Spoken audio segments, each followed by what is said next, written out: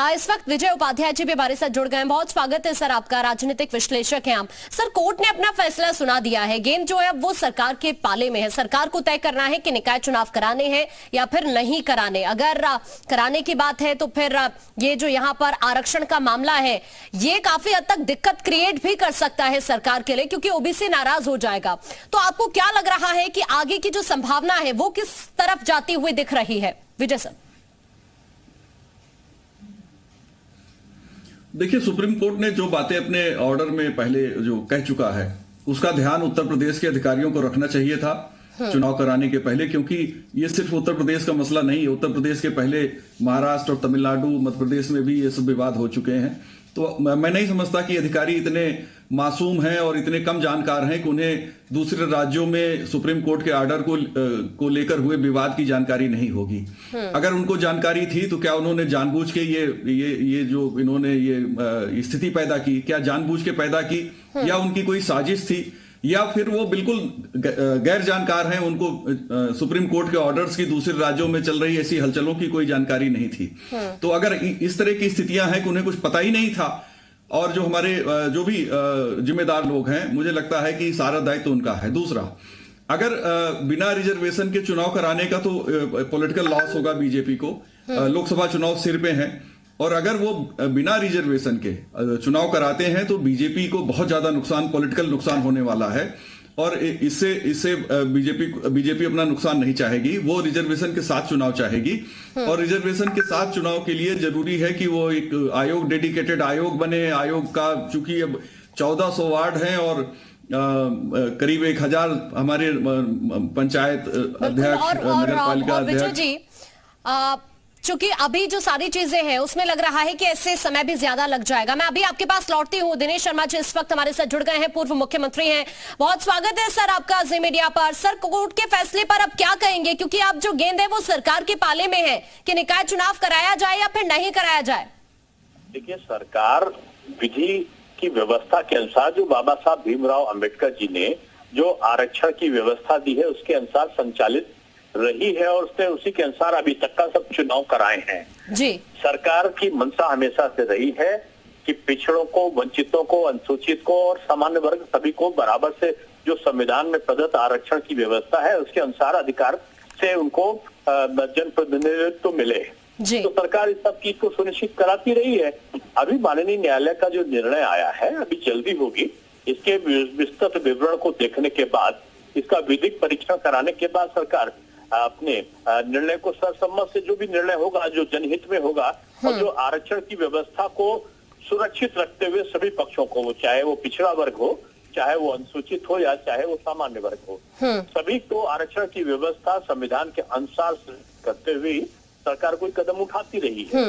तो निश्चित रूप में भी इसका जब तक इसका विधिक परामर्श न हो जाए तब तक इसमें कुछ बात तो कहना उचित नहीं होगा।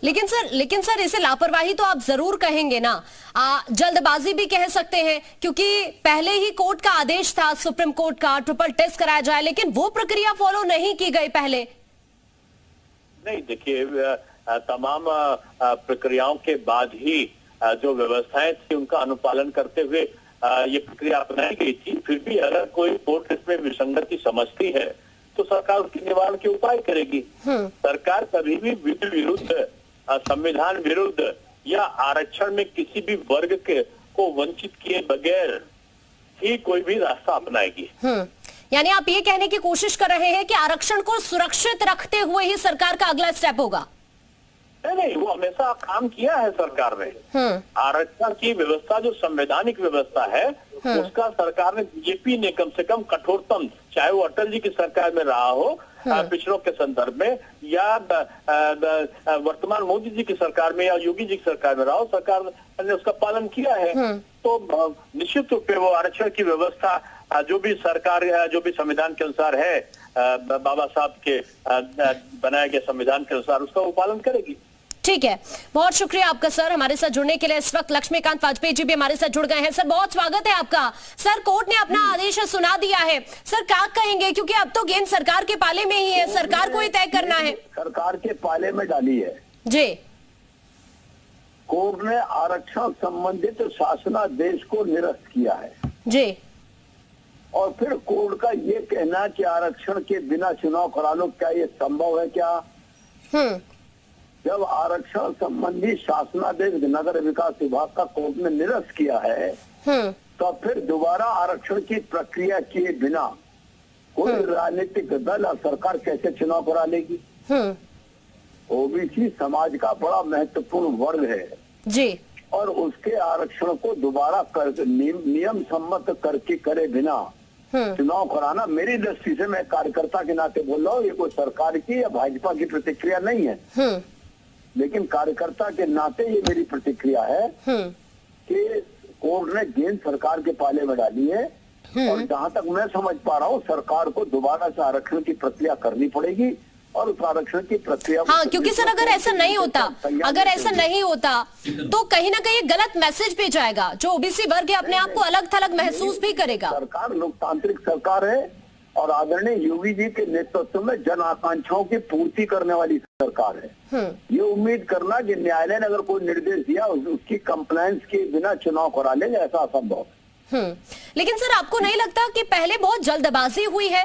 पहले ही अगर इस प्रोसेस को फॉलो कर लिया जाता, जो ट्रिपल टेस्ट के बाद सरकार, जब तक मैं पूरा फैसला मेरे पास नहीं आएगा, मैंने मंगाया है प्रिंट, तब मैं प्रतिक्रिया दूंगा। जो जनरल आप लोगों के चैनल से मुझे पता लगा उसके अनुसार मैंने नहीं, ये तो मैं आपको अभी बता रही हूँ कि कोर्ट की तरफ से क्या फैसला सुनाया गया, लेकिन क्या आपको नहीं लगता जो प्रोसेस था पहले उसे फॉलो करने की जरूरत थी? जो ट्रिपल टेस्ट का प्रोसेस था ओबीसी आरक्षण को लेकर, उसे फॉलो करने की पहले से जरूरत थी?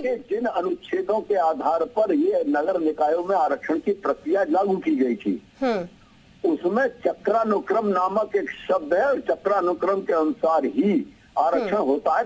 और सामान्यतः ये लिखा हुआ है उसमें कि जो पिछले चुनाव में जो सीट जिस वर्ग के लिए आरक्षित थी, अगले चुनाव में तत्काल बाद वाले चुनाव में उस वर्ग के लिए आरक्षित नहीं होगी।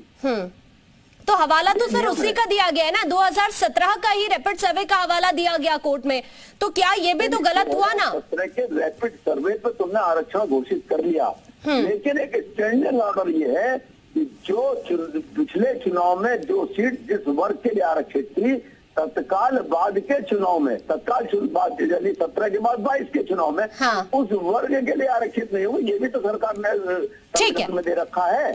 ठीक है, ठीक है सर, बहुत शुक्रिया आपका। जी जी, बताइए सर। कट गया है संपर्क। तो अभी आपने सुना डॉक्टर लक्ष्मीकांत वेजपेयी को, वो भी इस बात का जिक्र कर रहे हैं कि सरकार इस बात का ध्यान रखेगी, यानी अब जो संभावनाएं, जो आशंका जाहिर की जा रही है वो यही है कि शायद ये हो सकता है कि सरकार डेडिकेटेड आयोग बनाए और उसके बाद ही जो पूरा प्रोसेस होगा आगे वो फॉलो किया जाएगा। बहरहाल एक छोटे से ब्रेक के लिए यहां रुक रहे हैं।